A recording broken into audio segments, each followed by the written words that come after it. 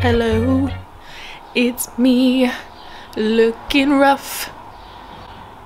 What's new? Anyway, hello! As you saw, this weekend I went to the Festival of Books, and I did want to make that like a singular vlog, but I did not get enough footage, and I did not talk about what I was reading during that weekend. So I decided that I was going to extend the vlog, and I've been in a really creepy reading mood. Like, I want to read creepy books, and this all started because my friend at the library, we were having a conversation of our favorite book genres, and he was telling me that he likes psychological thrillers or just like murder mystery type stuff, and I was like, oh, what's your favorite book? And he said, I'm thinking of ending things.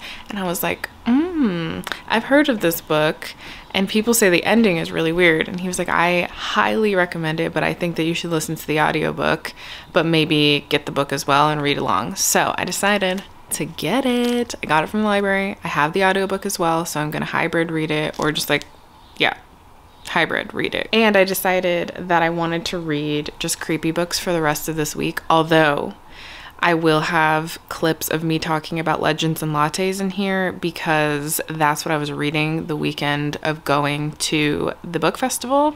So there will be some random clips of me talking about Legends and Lattes, which does not fit the theme of the rest of this vlog, but who cares? So anyway, let me show you what I have lined up for this vlog. I don't think I'll be able to get to everything in this week because I have a pretty busy week at work. So you already know about I'm Thinking of Ending Things. So I also want to read Sundial by Catriona Ward. I'm really excited about this. I met her at Skylight and I've been wanting to read this because Christine and my partner both talk about how amazing this book is. And I decided, why not also read The Push? And then I'm also buddy reading The Library of the Dead with Robin from Robin Reads. So we'll see how far I get into this because I'm not actually sure where Robin is in the book. I think she reads faster than me, to be honest. So maybe I should prioritize this. But anyway, hello, good morning. You're in my kitchen because we're about to make some mud water. I hate the name of this, but it's mud water. I got this recommendation for this coffee alternative from Sid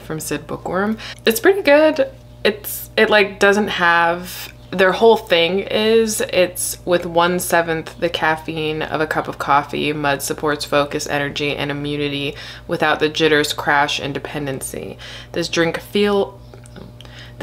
fuels your morning ritual in a way that would make Spartans smile and Buddha proud. Okay, I hate that, but it's pretty good. It actually kind of tastes like a really healthy hot chocolate, which I don't hate. It's not the best thing in the world, but I'm like gonna make some, mainly because I did not sleep well and I haven't been feeling great recently. So that's why I'm making this, but also I wanted to update you because since I've just been feeling like crap, and I talked about it in another vlog, work like hasn't been amazing. I wanted something like lighthearted, but I actually started Legends and Lattes yesterday, and y'all, it is so cute. It is so cute. It's what everybody has said it is. I'm not even like a quarter of the way in, but I think it's supposed to be a novella. I'm reading it on the Kindle, and so like Kindle pages are vastly different than regular pages, so I don't really know how long it is. I could look it up on Goodreads, but my phone is like elsewhere. So possibly a novella. I'm not that far in, but I'm loving it. I love our main character a lot. I love the vibes. I love the characters and the fact that it's in a coffee shop.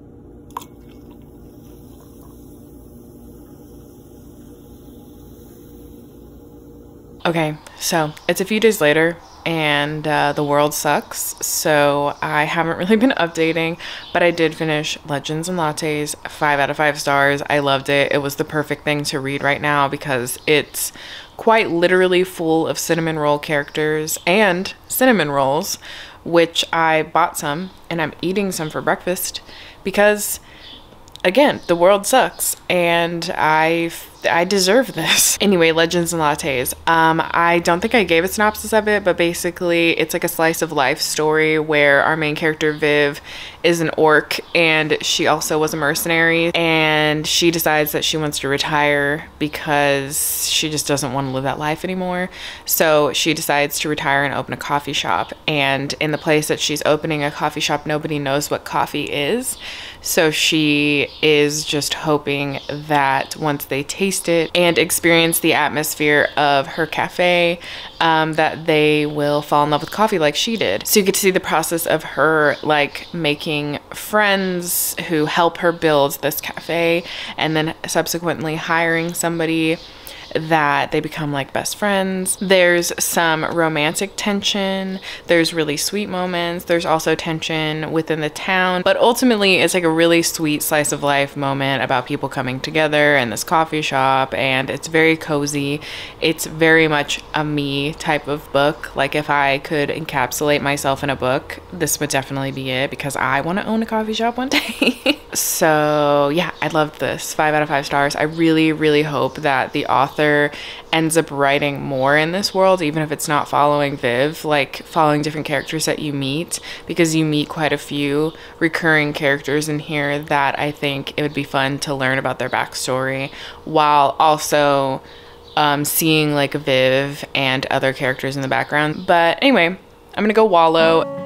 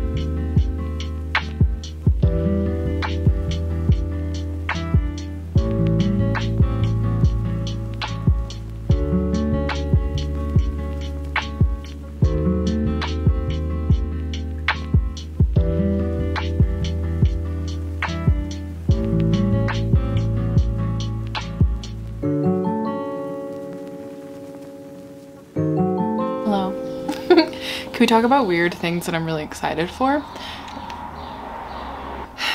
This is my new plant mister. I love it. Yeah, I was in here watering and misting some of my plants, and I wanted to update you because I'm like, yeah, almost halfway through. I'm thinking of ending things. It's weird, like it's bizarre. I feel like the main character, the one who this is from their perspective, she is dating somebody, and the way she talks about him, I'm like, girl, you hate him. Dump him. Like, stop thinking about whether you're gonna end things with him and just dump his ass because you don't like him. The way that she talks so much shit about him, and then she's like, well, I'm just trying to analyze everything. And I'm like, no. Like, yes, analyze things. Definitely analyze. Don't just stay with somebody to stay with somebody. But also, you hate this man. But we did just get to a part where I don't know what vibes this is giving off, but like they are still together and they go to see his parents. And the whole time she's like, yeah, I think I want to break up with this man because he kind of fucking annoys me and grosses me out sometimes, and he's a little too smart, but also that's what attracts me to him. And she's like going through this whole thing in her brain on this trip to see his family, and now they're at his family's farm, and it's just weird. Like, it's giving me the creeps in the best way possible. I feel like something weird is on the horizon. But you know, despite the way that she talks about him, like some of the conversations they have are pretty interesting, and like some of the answers that he has to her questions are really like smart. They're like philosophical in ways, I guess. I think it's really interesting how he answers these questions. Anyway, I think I could finish this today, and I'm really excited because I just want to know what the ending is, but also I'm here for the ride. I'm here for the ride.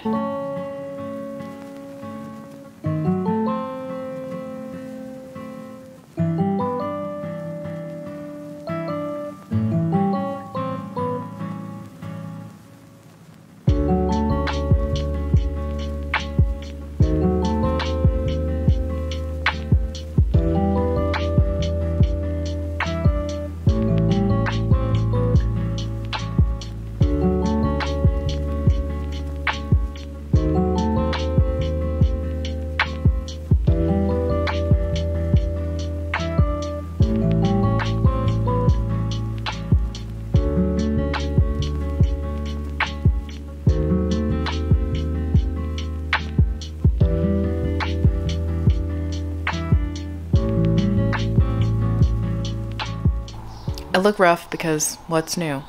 But I finished I'm Thinking of Ending Things, and I had to stop after reading it and go make myself some tea and get a cinnamon roll because what the fuck did I just read? You know, I say what the fuck did I just read as if I didn't enjoy my experience, but I actually had a really good time reading this because I haven't been that unsettled by a book in a while, but I also haven't been picking up a lot of creepy books this year so far, which is disappointing because I forgot how much I enjoy unsettling books. This was a really good time. I can't even talk to you about it because I feel like if you go in with really any knowledge of the story, then it'll kind of just like ruin the experience. But what I can tell you, and I'm sure you got it from my last update, there's a main character and she is talking about how she's dating this guy named Jake and he's very smart and there's like a lot of things that she likes about him, but there are a lot more things that she doesn't like about him, and so she's kind of talking herself through whether or not she wants to end things, but she's talking herself through this on a car ride to go meet his parents. So yeah, she's just trying to figure out whether or not this relationship is something that she wants to continue. But the way she talks about him, you're like, you don't like this man. Like, you can't tell me that the things that you're talking about that you don't like about this man outweigh the things you like about this man, because there's no way. There's no way. There's no way. But like, even from the beginning, this book is very unsettling. There's some aspects that are happening that feel unsettling at the very beginning that the character talks about, and then it just progressively gets worse and more unsettling, and the ending is like, oh, okay. It's good. I don't really have a star rating for it, but I had a time.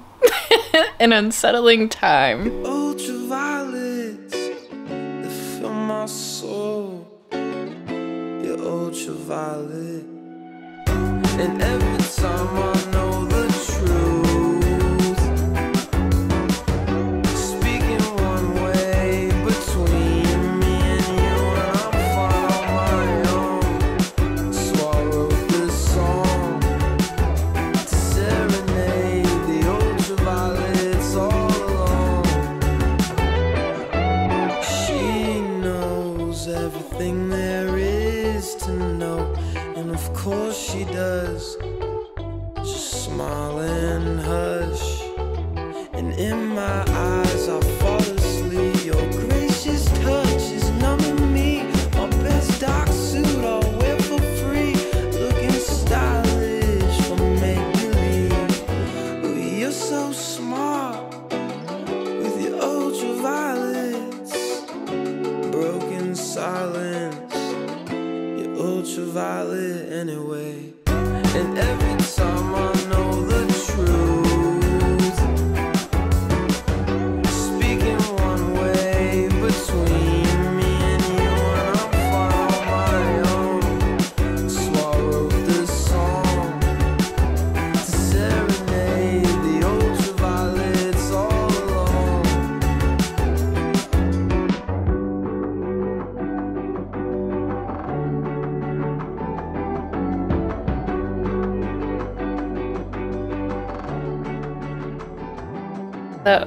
So I started the push, and I feel like the theme of this vlog, while I know these are all creepy psychological books, but the theme of this vlog should be, how uncomfortable can we make Stephanie? Because I'm uncomfortable.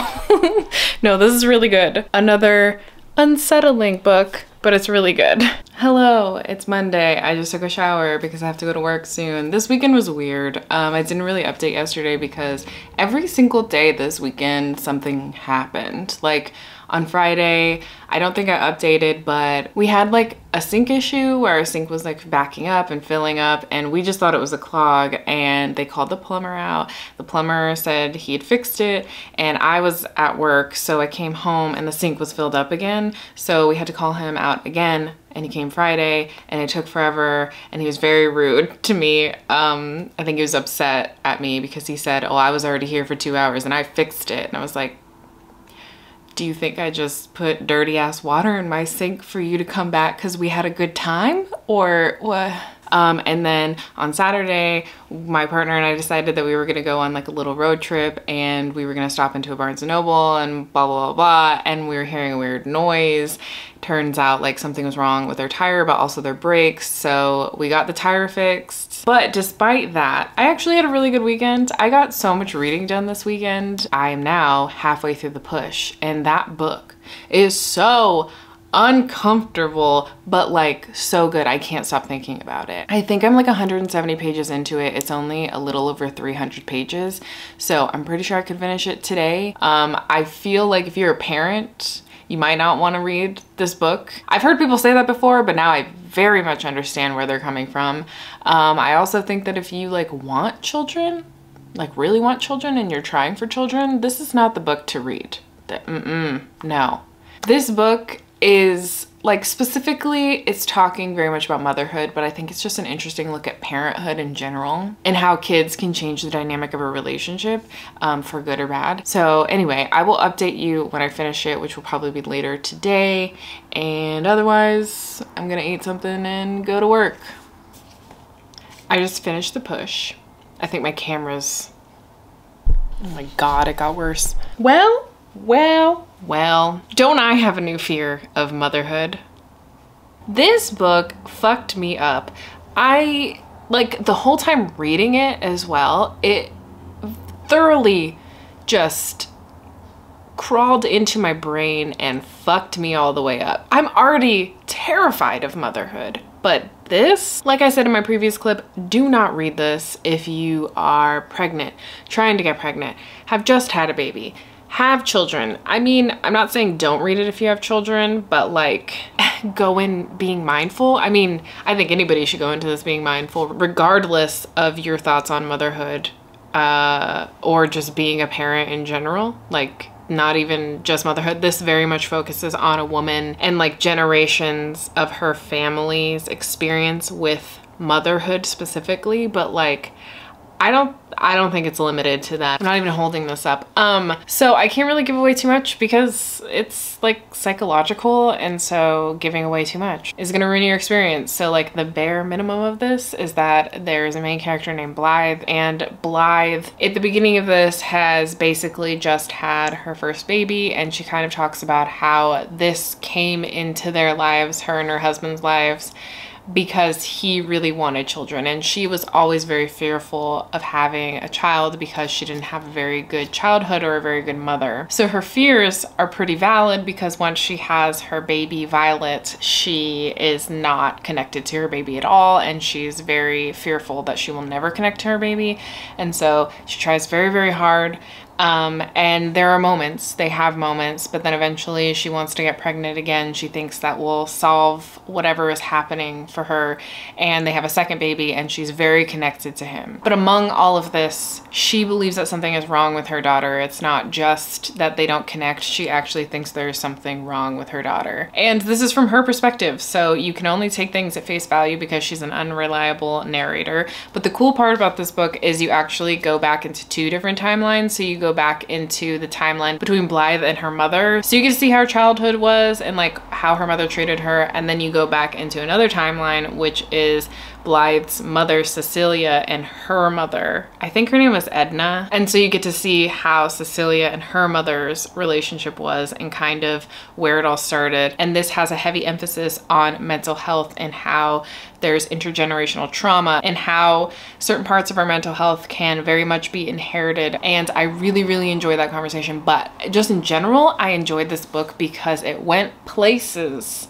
It went places, and the ending is very satisfying. I will give it that, because I'm always afraid when I go into psychological books that it's going to have an open ending and I'm not going to understand the ending, or I'm going to have to like really go through it again and try to interpret what this ending means, which, you know, I'm thinking of ending things kind of has an ending like that, but this has a satisfying ending, and that made me so excited. Like, I, at this point, will probably read anything by this author because this is the type of psychological thriller that I like, and I don't know that I've read anything like this before. But let me tell you, all day today, because I started this book yesterday, which was Sunday.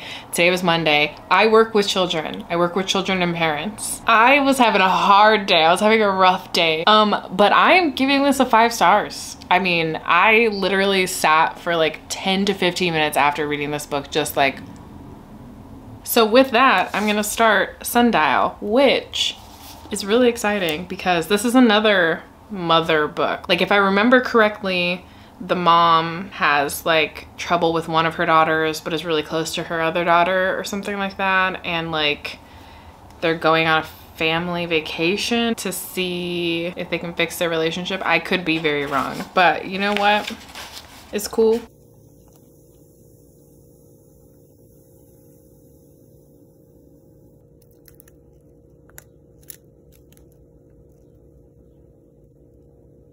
It is now Thursday, which is great because Thursdays are my Friday. I did start Sundial. I'm only like 50 pages into this and I'm enjoying it. It's very weird. The husband in here is he's an asshole. I don't know if there's ghosts in this. I can't tell if that's what is happening. There might be ghosts in this. Anyway, only 50 pages in. It's really creepy. The imagery in here is really creepy so far. So I'm excited for that, but also like uncomfortable. And I told you that I was reading The Library Ghost, but I've been waiting for the audiobook to come in and it still hasn't come in, so I don't think I'm gonna read it this week, but I'll probably read it next week, which it won't be in this vlog. But I did decide to read a different book because a few months ago, I think it was during Winterween, I was trying to read this thing Between Us. I got 76 pages into it, and the only reason I stopped reading it wasn't because I wasn't enjoying it. It was because it was my first read it down, and I was really afraid that I was never going to finish The Way of Kings. So I focused on that instead of this, and I actually didn't even end up finishing Winterween. So I'm going to try to finish this. It is finally my Friday. It's been a long week. It's been an exhausting week, but it's my Friday. I actually had a really good day at work yesterday. Well, I did and I didn't. I had a really good day at work because I was recognized at work and I won like a little award. But then there's this patron. I'm not even gonna get into it, but basically I'm very scared, weary of them. So it was a whole thing. So hopefully it doesn't become or continue to be a thing, but 2 days in a row, it's been a thing and I'm just nervous. I'm getting nervous, but I'm gonna be positive because it's my weekend. It's the start of my weekend and hopefully Monday is just different. I have to be very positive for Monday because it's my first class visit and it's like one of the first class visits that the library has had since COVID. So I'm really excited for it, but I'm also really nervous. And I'm really hoping that the 2 books that I picked and the PowerPoint that I made entertains them enough, like keeps their attention. That's what I'm most worried about because I don't have to be good at reading the book. I just have to entertain them. So I hope that I picked books that like actually entertain them. Anyway, I'm sure you don't care about library stuff. I did finish Sundial and I have conflicting feelings about this. So I'm not sure if I gave the synopsis, but I'll give as good of a synopsis as I can considering like most psychological thriller horrors. It's like hard to give a good synopsis. Basically, there's Rob. Rob is the mother to 2 daughters and has a husband, and her oldest daughter, Callie, has been collecting animal bones, and Rob thinks something's wrong with her. So they go on this trip together because Rob is like, I need to bond with her more. I need to do something about this to like protect her. So Rob decides to take her on a road trip to her old hometown, which is Sundial. It's in the Mojave Desert and there's a lot of shit that happens. This book is told in a few different perspectives. So you have the perspective of Rob, who's the mom. You have the perspective of the daughter, Callie. And then you have Rob in the past, so you get to learn her story as she's telling it to Callie, and then there's these inserts of a story that Rob has been writing. I feel like I would need to reread the story parts because my biggest flaw as a reader, one of my biggest flaws, I have a lot of flaws as a reader, but one of my biggest flaws as a reader is whenever there's an insert of a story in like a random book that's not really fantasy related, I kind of glaze, because in my experience, a lot of the times those inserts haven't really done anything for me to enhance the story. So I for sure glazed when these inserts came, and that's something that I would like to reread now, knowing everything that I know about this book. So I don't really have a rating for this. It's definitely not a 5 stars for me. It's not like a 5-star mind blown. As soon as I finished it, I was reeling. It wasn't really like that for me. And I think what happened was I predicted one of the twists, and I didn't really mean to, and I don't think it's easy to predict the twist. Not that I'm a genius, but maybe I am. Maybe I am a genius. I don't really know. I pretty much kind of figured out what was going on pretty early on, and I think that was supposed to be like a big twist, but there's a couple other twists in here that happened too that I think were really good, and I really enjoyed those twists, and I enjoyed how things came together in the end. It was really exciting. But what I did love is I really loved the atmosphere in here and the writing, and just how the tone of it made me feel really uncomfortable the whole time. I also do think that Gabrielino-Tongva Ward really writes children well. I just don't know if I like being in the perspective of a child or a kid, which is interesting because I've never really thought about that before, and I don't know if I've read many books that have the perspective of a kid. I don't know that I'm a big fan of that. At least in this case, I didn't really like being in Callie's perspective. I think I didn't like the narrator of this book. I primarily listened to it on audiobook because it was a little more convenient this week to do that. I do kind of have a desire to reread this physically to see if Callie's perspective bothers me as much as when I was listening to it. It's hard though, because I also think that Callie's perspective was really important to the story and how it comes together. Obviously, I don't think the author would have done it for no reason, but yeah, I enjoyed this. I just don't know what to rate it. Again, it's not like mind-boggling 5 out of 5 stars. I lost my tots the moment that it ended. It's good though, and it's eerie, and it has a good atmosphere, and there is like twists and turns and really creepy stuff and horrific imagery. Like, there's a lot of animal cruelty in here. I will say that.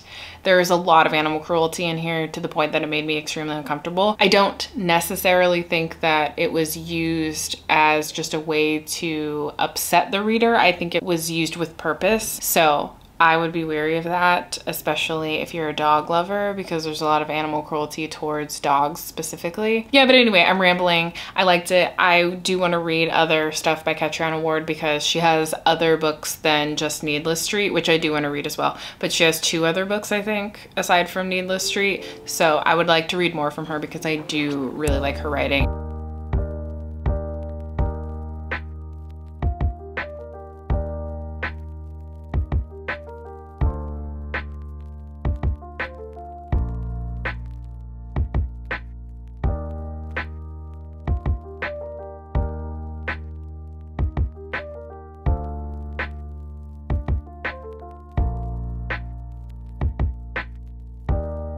Hello, I'm gonna try to make this fast because this room is hot as hell, but I finished this thing between us. It was like a 2-hour and 30-minute audiobook, so it went by pretty fast, and it was really creepy. I ended up just restarting it. I think I said before I was on page 70 last time I stopped in the middle of this book, and I just decided to restart it because I saw how short the audiobook was, and boy, was this a ride. So this is about a married couple named Thiago and Vera, and they have this thing called Itza, and it's kind of like a Siri or an Alexa, and it starts doing really weird things. Like, it'll talk to them when they aren't even talking to it, it'll order random stuff for them, and at first they find it amusing, but along with some other kind of creepy things that are happening in their house, they become really unsettled by this fact, and they try to send it back, and like they can't send it back, and they're just trying to figure out how they can get rid of this Itza. And other people are kind of like, oh, it's a malfunction, this happens all the time, my friend or my mom or whatever dealt with this. But then Vera is killed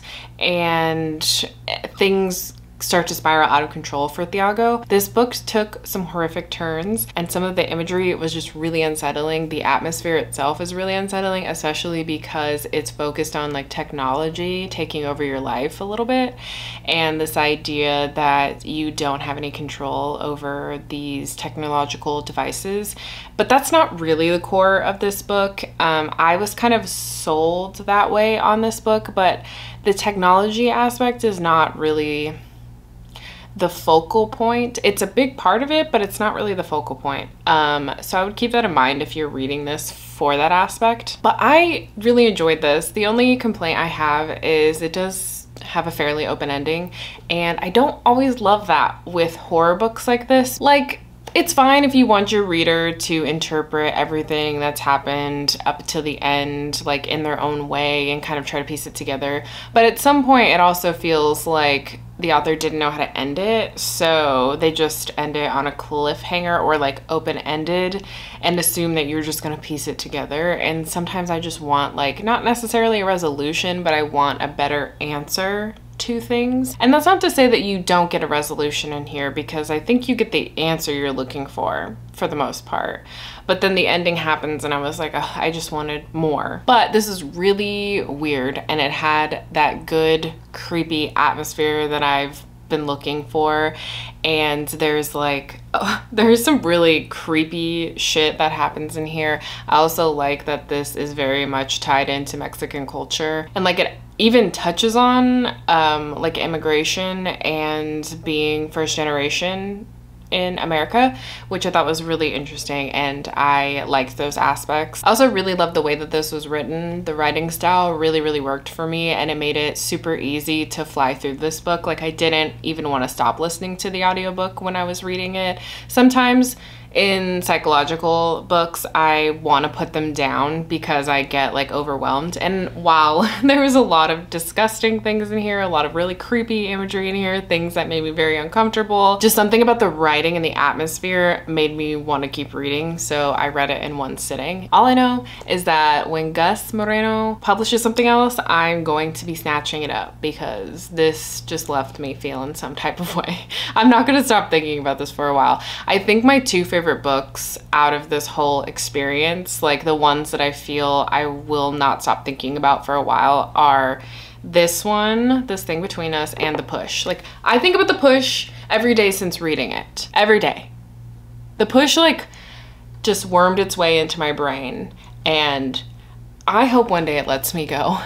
I really hope one day it lets me go. But I did want to point out that there is an animal death in here, and it's pretty visceral. So if you cannot handle animal death at all in books, I would steer clear of this one. So that's gonna be the end of this weekly reading vlog, where I read a lot of psychological books and then one really fluffy book. But also, if you have nothing to say and you do want to leave a comment, just leave a knife emoji, because that's the theme, or a latte for Legends and Lattes, either or. And I will talk to you guys next time. Bye.